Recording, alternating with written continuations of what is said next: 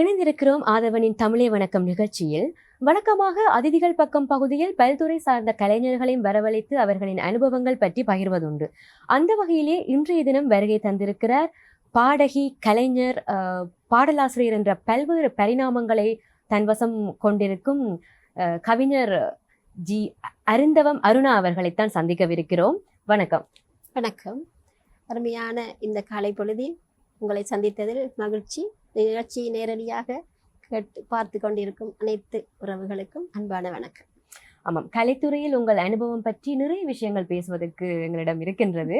அதற்கு முதல் உங்களை பற்றி சில வரிகள்.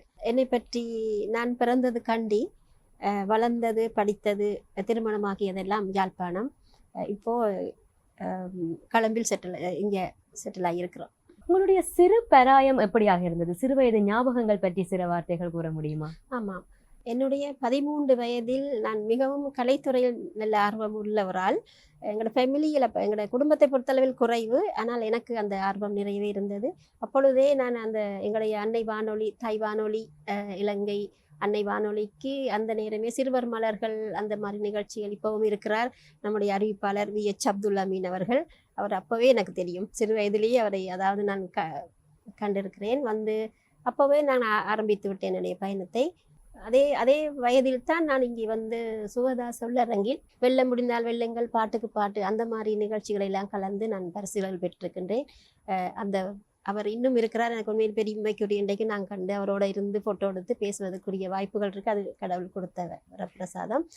அது 13 வயதில் தான் என்னுடைய ஆரம்பமானது. ஆனால் இடையில் எங்களுடைய திருமணம், எங்களோட நாட்டு நிலைமை எங்களோட இலங்கையை பொறுத்தளவில் அதனால் எனக்கு பல தடைப்பட்டு விட்டது. திருமணம் அப்படி குடும்ப சூழல்கள் காரணமாக தடைப்பட்டு இப்போது நான் ஒரு 10 வருஷம் கூட சொல்லலாம், 10 வருஷத்துக்குள்ள தான் நான் இப்போ திரும்ப அதை நான் செய்து கொண்டு வரேன் எல்லா துறையிலையும். சிறு வயதிலிருந்தே உங்கள் இந்த இசைத்துறையில் இந்த ஆர்வம் இருந்தது என்று 13 வயதிலிருந்தே என்று கூறியிருந்தீர்கள்.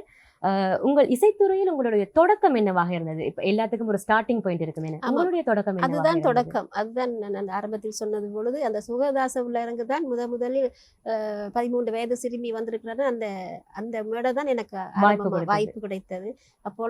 இப்பொழுது மாதிரி இல்லை. அப்பொழுது அது பெரிய ஒரு ஆசையாக இருக்கும் அந்த நேரம், அங்கே இருந்து வாரது, யாழ்ப்பாணத்துல இருந்து வாரது என்ற பெரிய, அதுதான் எனக்கு முதல் மேடை. அதான் முதல் எனக்கு அங்கீகாரம். சிறு வயதில் நீங்கள் கூறியிருந்தீர்கள் முதலாக அந்த மேடை தான் உங்களுக்கு அங்கீகாரம் கொடுத்தது என்று. முதலாக நீங்கள் பாடிய பாடல் பற்றி சில வரிகள். ஆமாம், அந்த இடத்தில் அப்பொழுது நான் சிறுமி. அந்த இடத்துல அந்த வெல்ல முடிந்தால் வெல்லுங்கள் அந்த பாடல் அதாவது ஒரு மியூசிக் போடுவாங்க, அதை கண்டுபிடித்து பாட வேணும். அந்த மாதிரி பாட்டுக்கு பாட்டுன்னா நிறைய பாடல்கள், வரிகள் விட தொடக்கம் அப்படின்னு இருக்கும். அந்த நேரம் பாடின பாடல் என்று சொன்னால், அந்த நிகழ்ச்சியில் நான் பாடின பாடல் ஒரு பழைய பாடல்.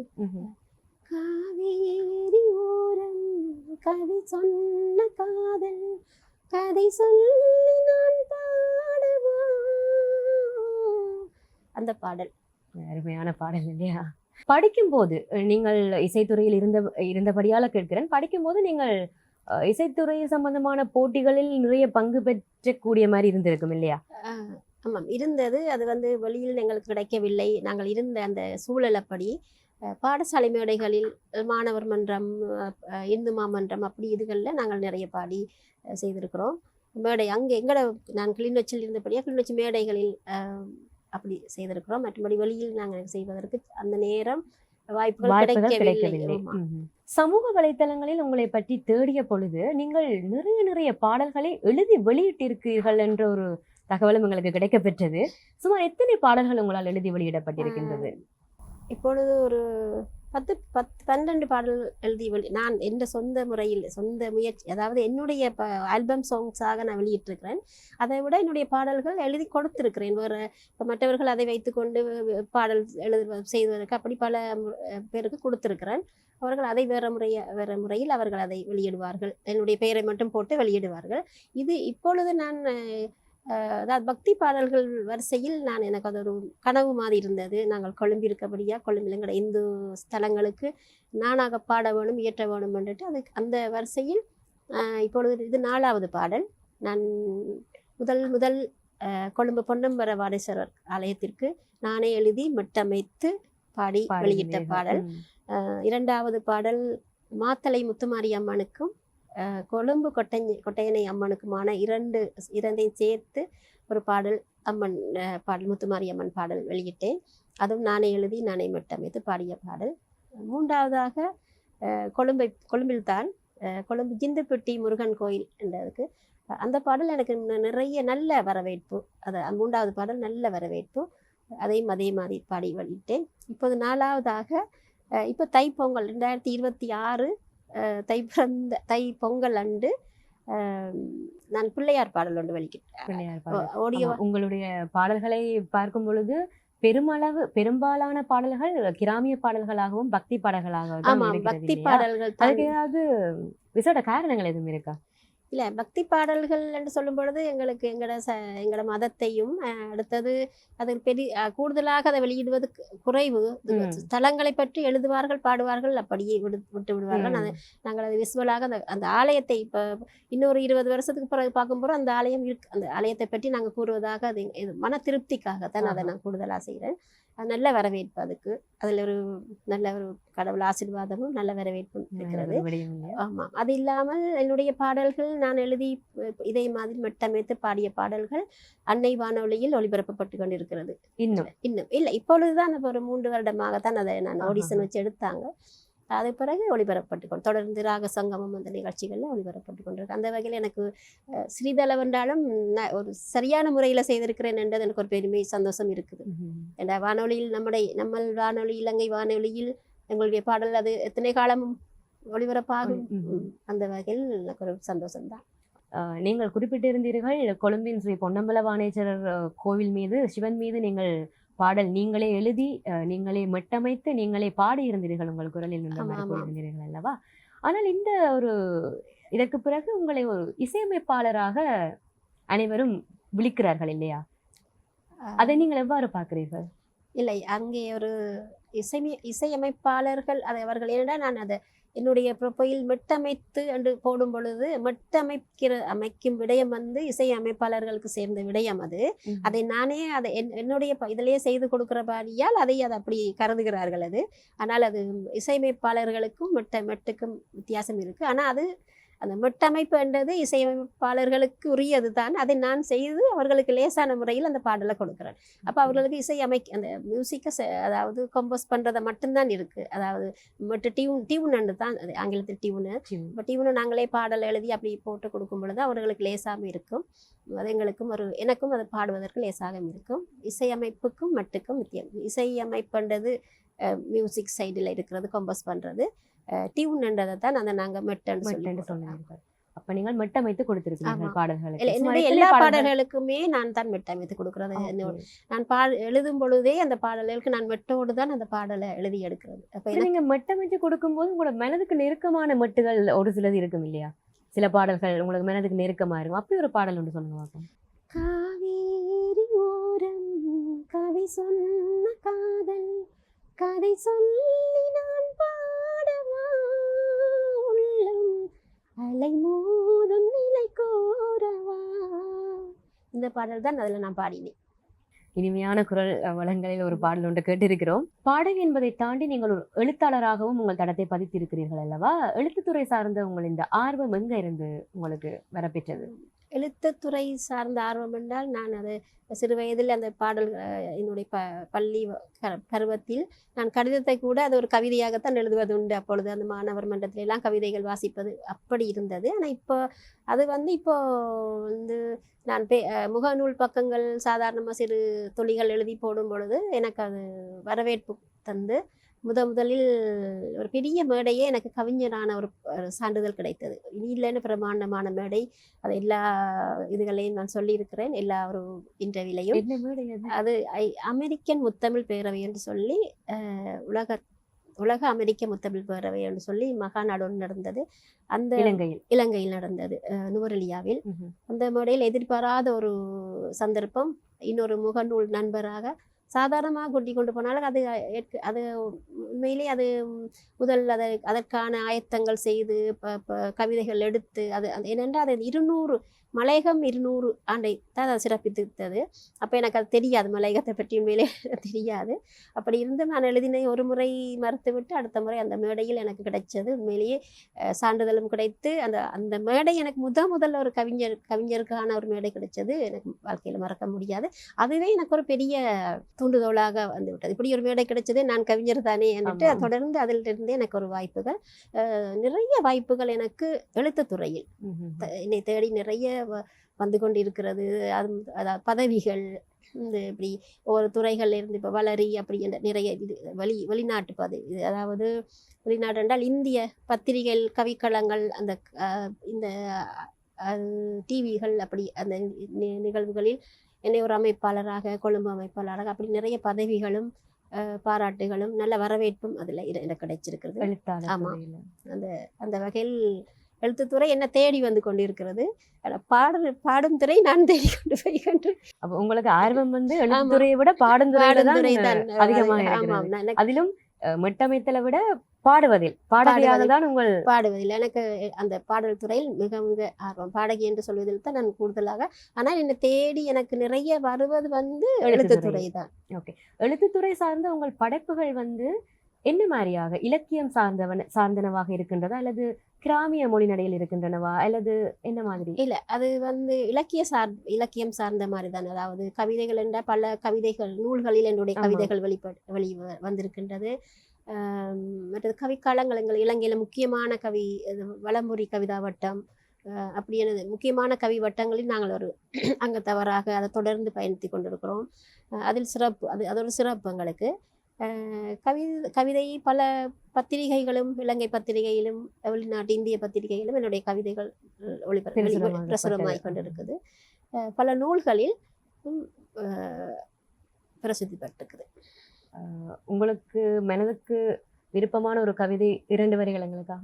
ஆமாம், கவிதை என்று சொல்லும் பொழுது அந்தந்த நிலைமைக்கேற்ற மாதிரி, அந்தந்த சீசன், அதாவது அந்தந்த சிச்சுவேஷனுக்கு தகுந்தா போல் கவிதைகள் வரும்.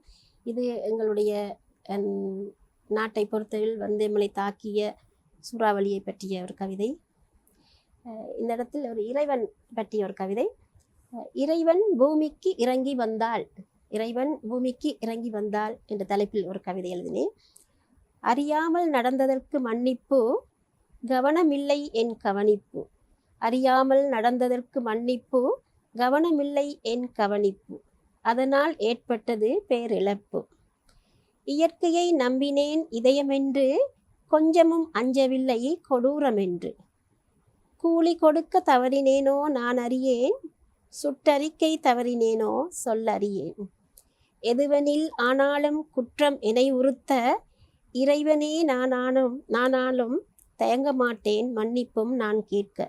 எதுவெனில் ஆனாலும் குற்றம் என்னை உறுத்த, இறைவனே நானாலும் தயங்க மாட்டேன் மன்னிப்பும் நான் கேட்க. வந்துவிட்டேன் மண்ணுயிர் துயர் தீர்க்க, வாழ்விழந்த அஞ்சகம் அரவணைக்க. சீர்கெட்ட நிலைமைதனை கரை சேர்க்க, மீண்டும் ஒரு முறை சிதையாமல் தான் தடுக்க. சீர்கெட்ட நிலைமைதனை கரை சேர்க்க, மீண்டும் ஒரு முறை சிதையாமல் தான் தடுக்க. வேண்டும் பலம் கொண்டு விரைந்தே வந்திடுவேன் காத்திடுவேன். வேண்டும் பலம் கொண்டு விரைந்தே வந்திடுவேன் காத்திடுவேன். கவலை வேண்டாம் கண்களே, களமிறங்கிய நான் கடவுளே ஆனாலும் தயங்கவில்லை மன்னிப்பு நான் கேட்க. நம்பிக்கை வீணாகாமல் நலம் தருவேன் நிஜம் அதுவே. நம்பிக்கை வீணாகாமல் நலம் தருவேன் நிஜம் அதுவே. மிகவும் ஒரு உணர்ச்சி பூர்வமாக இருந்தது உங்கள் கவிதை இல்லையா? எங்களுடைய இப்போ நாட்டு நிலங்கள் சூறாவளியால் தாக்கப்பட்ட அந்த நிலைமையில் இந்த கவிதை எழுதினேன். கலைத்துறையிலும் சரி, எழுத்துத்துறையிலும் சரி, நீங்கள் பலதரப்பட்ட விருதுகளையும் சான்றிதழ்களையும் பெற்றிருக்கிறீர்கள் அல்லவா? 4 சாகித்ய விருதுகள் கூட ஒரே தடவையில் பெற்றிருந்தீர்கள். உங்கள் விருதுகள் பற்றி சில வார்த்தைகள் கூற முடியுமா? இப்போ கடந்த ஒரு 3-4 வருடங்களாக நிறைய விருதுகள் எனக்கு கிடைத்தது. விழித்தெழு பெண்ணே, அது விழித்தெழு பெண்ணே என்ற, அதாவது இன்டர்நேஷனல் அவார்ட், என்ன சொல்றது, சாதனை பெண்கள் விருது. அதை அடுத்து நிறைய விருதுகள், நிறைய விருதுகள் இது என்ன என்ன சொல்லுவேன்னு தெரியவில்லை. கிராமிய கலை இதால் அதாவது பெஸ்ட் வுமன் அப்படி நிறைய விருதுகள் கிடைத்தது. அதில் அரச சாகித்ய விருதுகள் எனக்கு 2025 இலக்கிய பகுதி.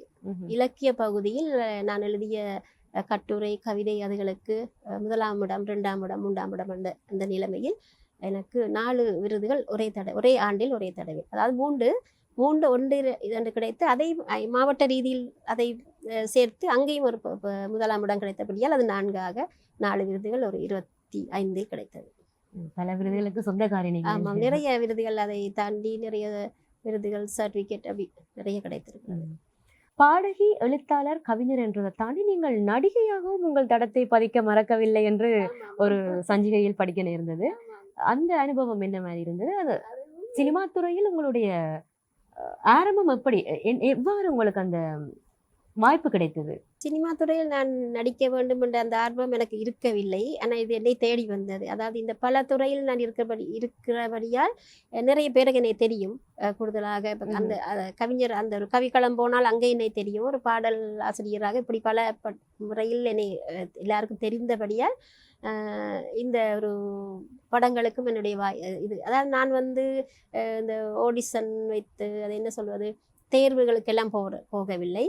அவர்களாக கூப்பிட்டு என்னுடைய ஐடி ஃபோட்டோஸ் எல்லாம் எடுத்து நீங்கள் செட் ஆவீங்க கட்டாயம் வாங்கன்னு சொல்லி கொடுத்த 2 படங்கள். ஆனால் இன்னும் வெளிவரவில்லை. பெரிய படங்கள், அதாவது முழு நீள திரைப்படங்கள், இலங்கை திரைப்படம் 2, குறும் திரைப்படங்கள் 2, அது 2 இப்போ ரெடி ஆகி கொண்டிருக்கு. அதை விட அண்மையில் இலங்கை இந்திய கூட்டுத்தாபனத்தால் நிகழ்த்தப்பட்ட பராசக்தியிலும் எனக்கு கிடைத்தது. ஆனால் அது எப்படி இருக்கும் என்று தெரியவில்லை. சில காட்சிகளுக்கு நாங்கள் நடித்திருக்கிறோம். அது முழுமை வரும்பொழுது அது என்ன மாதிரி இருக்குன்னு தெரியாது. அந்த வாய்ப்பும் கிடைத்தது. நீங்கள் கூறியிருந்தீர்கள் இலங்கையில் முழுநீள திரைப்படம் 2 நடித்திருக்கிறீர்கள். அந்த படத்தில் உங்கள் பங்கு என்ன, உங்கள் ரோல் என்னவாக இருந்தது? அம்மா அம்மா அம்மா எல்லா படத்துல 4 நடித்திருக்கிறேன். 4லையும் எனக்கு அம்மா கதாபாத்திரம். இரண்டால் அந்த ஒரு மகனுக்கு தான் கூடுதலாக அந்த மகனுக்கு ஏற்ற முக பாவனைகள் ஏற்ற மாதிரி தான் அந்த எடுக்கணும். எனக்கு தெரியாது அதை பற்றி. அங்கே போன பிறகு பார்த்தா எனக்கு ஒரு பிள்ளை மாதிரியே இருப்பாங்களா அந்த ஒரு மகனை. அது ஒரு அனுபவம் எனக்கு. இந்த எந்த முகசேப் சாடையில் அப்படி அதை 4 நடித்திருக்கிறேன். 4லையும் எனக்கு அம்மா கேரக்டர் தான் கிடைச்சு. நீங்கள் கலைத்துறையில் கனகாலமாக பயணிக்கிறீர்கள் என்றதால உங்கள்கிட்ட இந்த கேள்வி கேட்கறது சரியாக இருக்கும். கலைத்துறை அன்று இருந்த கலைத்துறைக்கும் இன்று இருக்கிற கலைத்துறைக்கும் வித்தியாசம் என்னவாக இருக்கும் என்று நினைக்கிறீர்கள்? ஆமாம், நிறைய வித்தியாசம் இருக்கிறது. அன்றிருந்த கலைத்துறை திறமைகள் இருந்தும் வெளிப்படுத்த முடியாத சூழல்கள் இருந்தது. இப்பொழுது அப்படி இல்லை. இப்போ சோசியல் மீடியா நிறைய விஷயங்கள் அதாவது பொதுவான விஷயங்கள் நிறைய இருக்கிற சோசியல் மீடியாவே போதும் இருக்கிறபடியால் கலைத்துறை வெளிப்படுத்தக்கூடிய மாதிரி அந்த ஒரு நல்ல வாய்ப்புகள் இப்போ எல்லா கலைஞர்களுக்கும் இருக்கின்றது. இருந்தாலும் சில வாய்ப்புகள் தவறி போகின்றன. ஒரு சிலருக்கு வாய்ப்புகள் தவறி போகின்றன. அதுதான் உண்மை.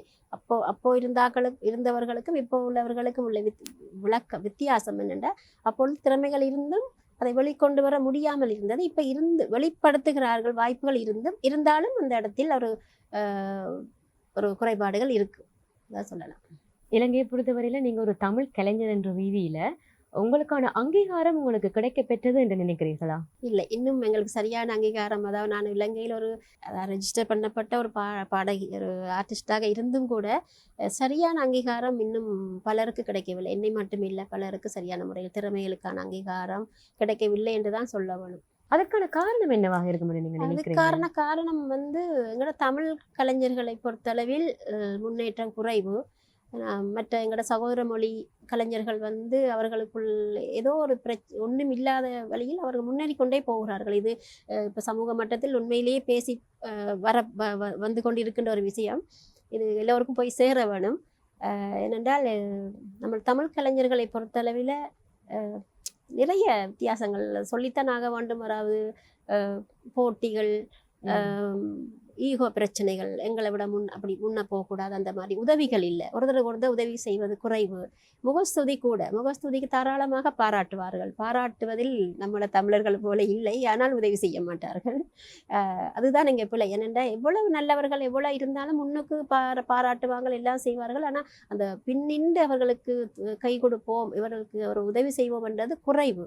ஒரு சிலர் மட்டும்தான் அதை செய்கிறார். அதனால் தான் எங்களோட தமிழ் பொறுத்தளவில் தமிழ் கலைஞர்கள் முன்னேறாமல் இன்னும் அந்த படியை தாண்டாமல் இருக்கிறார்கள். வருங்காலத்தில் இந்த நிலை மாற வேண்டும் என்ற அது எங்கட தமிழர்களை பொறுத்தவரை கூடுதலாக இருக்கிறது. என்ன பொறுத்தளவிலும் கூட நிறைய அப்படி இருக்கிறது. வாய்ப்புகள் கொடுப்பதில்லை. சாதாரணமாக இந்திய கலைஞர்களுக்கு கொடுக்கிறார்கள், இலங்கை கலைஞர்கள் கொடுப்பதில்லை. நம்மள பெரியவர்கள் எல்லாம் இந்தியாவுக்கு ஒரு முறை போய் வந்துட்டால் அவர்களுக்கு ஒரு மதிப்பு. இங்கே எவ்வளோ திறமை இருந்தாலும் அவர்கள் திறமை இருக்குதோ இல்லையோ பிரச்சனை இல்லை, அவள் போய் வந்துட்டால் அந்த நிலையெல்லாம் மாற வேணும். அந்த நிலை மாறினால்தான் உண்மையான நாங்கள் தமிழ் கலைஞர்கள் முன்னுக்கு வரலாம். நம்மளோட தமிழ் படைப்புகள் அப்படி நிறைய செய்து வரலாம். அது ஒரு உண்மையிலான விஷயம் தானே. நீங்கள் குறிப்பிட்டிருந்தீர்கள் தென்னிந்தியா சென்று வந்தாதான் அந்த இலங்கை கலைஞர்களுக்கான ஒரு அங்கீகாரம் கிடைக்க பெறுகிறது அந்த இடத்தில் என்று சொல்லி. உங்களுக்கான அங்கீகாரமே சில இடங்களில் கிடைக்கப்பெறவில்லை என்று நீங்கள் கூறியிருந்தீர்கள் இல்லையா? இதெல்லாம் சரிப்படுத்த வேண்டுமென்னா நாங்கள் முதல் படியாக என்ன செய்ய வேண்டும்? முதல் படியாக எமது கலைஞர்களுக்கு நாங்களே அதை வெளியில் அதாவது ஒரு பக்கம் இருந்தாலும் எமது கலைஞர்களுக்கு நாங்கள் ஊக்குவிக்கணும். அதாவது கலைஞர்களை தேடி பல மேடைகளை கொடுத்து எல்லாத்துக்கும் மேலாக நம்ம படைப்பை நாங்களே ரசிப்பதுக்கு இல்லை. இப்போ பாடலாக இருந்தாலும் கூட, உண்மையிலே என்னுடைய பாடல்களாக இருந்தாலும் கூட, இப்போ ஒரு அன்னை வானொலியில் போகும் பொழுது அதை ஈழத்து பாடல்கள் என்று அதை பெரும்பாலும் அதை ரசிப்பது குறைவு. இந்தியா பாடல்களை தான் நாங்கள் கூடுதலாக ரசிப்பது. இதுவே ஒரு உதாரணம் தான்.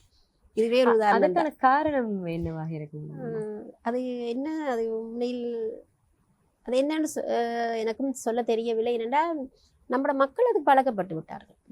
கலைஞர்களுக்குள் ஒற்றுமை வந்தாலே அது அதாவது தன்னாலே அந்த மாற்றங்கள் ஏற்படலாம்.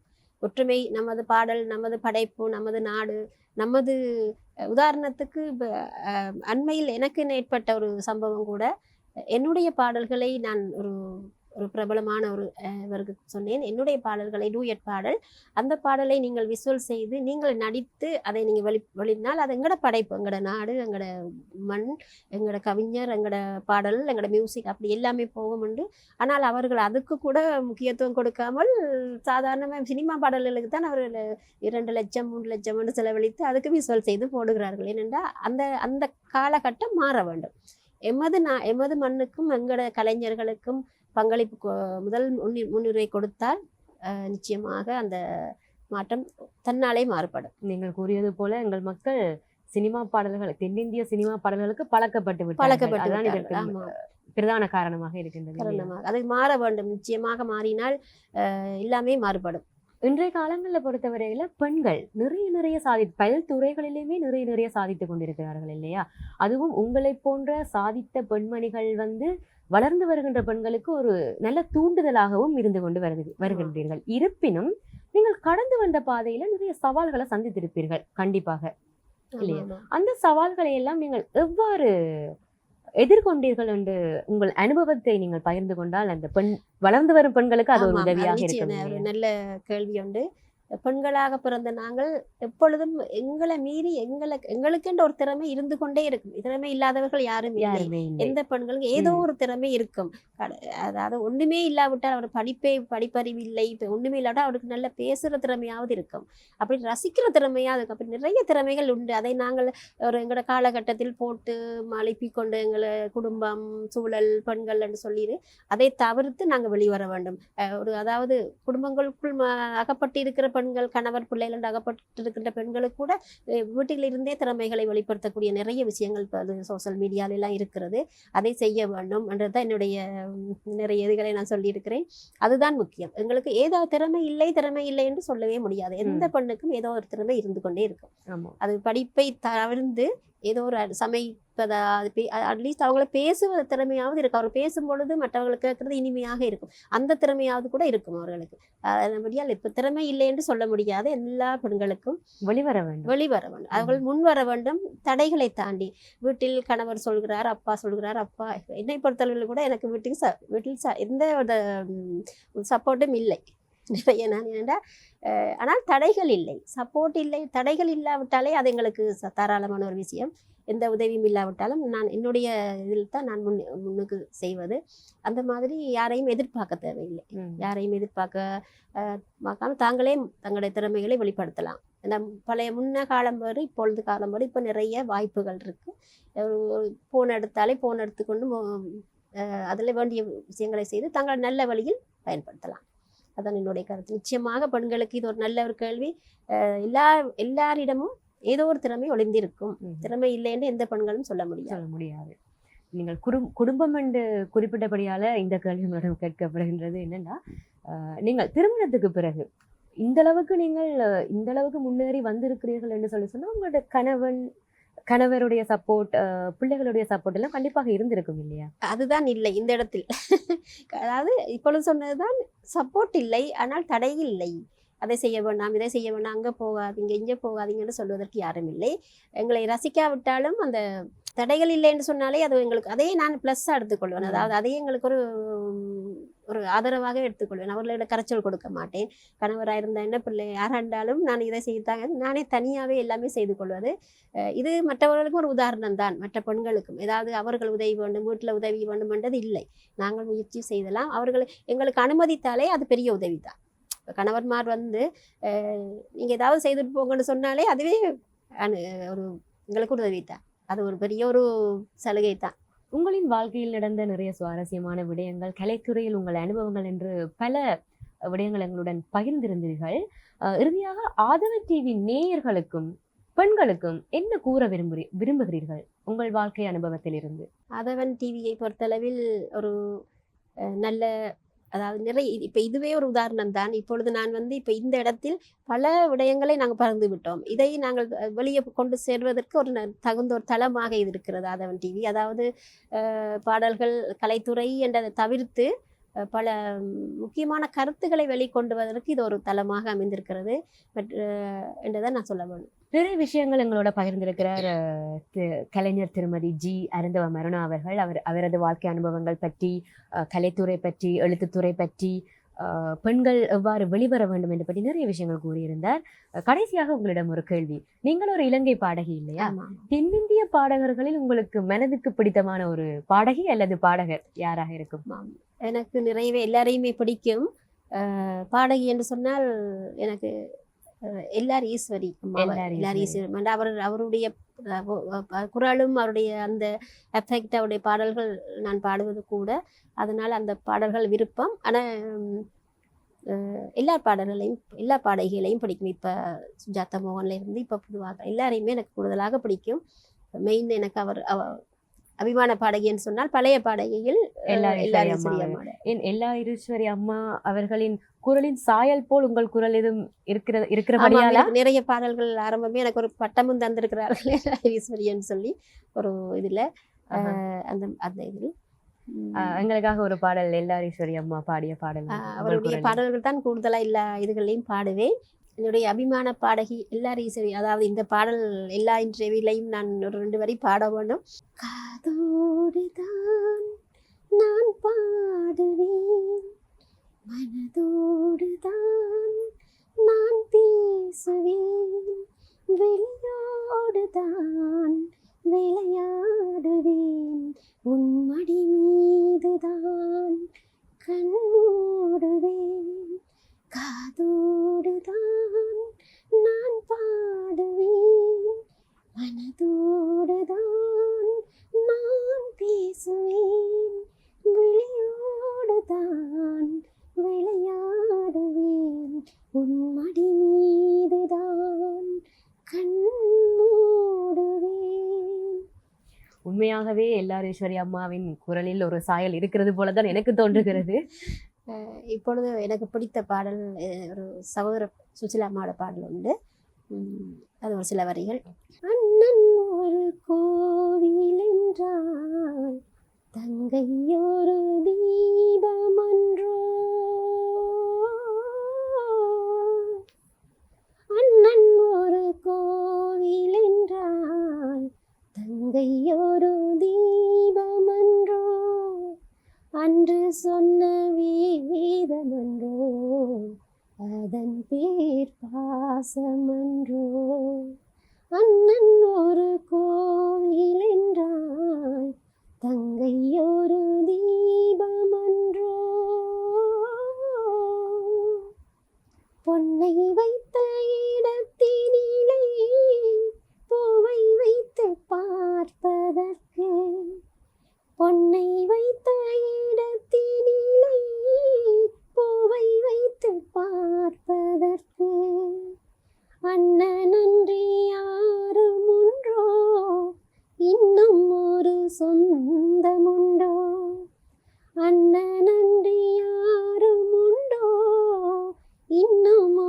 சொந்தமுண்டோ அதன் பேர் பாசமன்றோ அண்ணன் ஒரு கோவில் என்றால் தங்கை ஒரு தீபமன்றோ.